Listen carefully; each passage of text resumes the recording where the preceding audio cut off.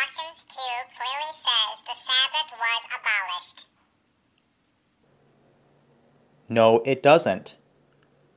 Let's read the main verses. Verses 16 through 17. Let no man therefore judge you in meat or in drink or in respect of an holy day, or of the new moon or of the Sabbath days, which are a shadow of things to come, but the body is of Christ. Focus on these words here. These phrases are found in very similar to these passages. I advise you to use some sense and look them up.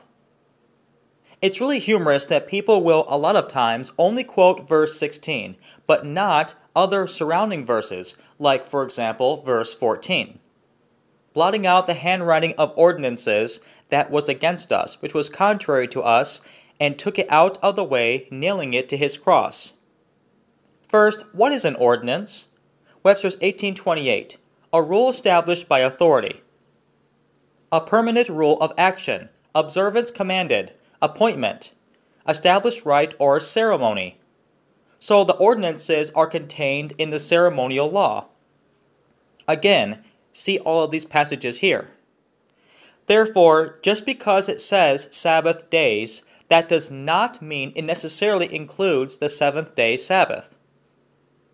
Also, if the seventh-day Sabbath is a ceremonial law, then why would God add one ceremonial law to the other 9 moral laws in the 10 Commandments?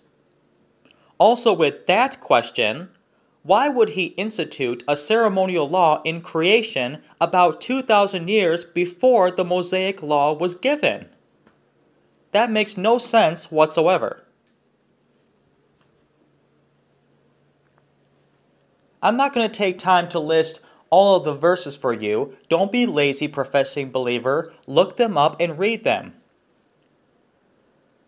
You'll find that those words I told you to focus on are found in those Old Testament passages given. By the way, also read Hebrews chapter 9, verses 9 through 10. A New Testament passage with those similar phrases found in it, talking about the tabernacle and the ceremonial law. Colossians 2, verse 16 does not involve the seventh-day Sabbath.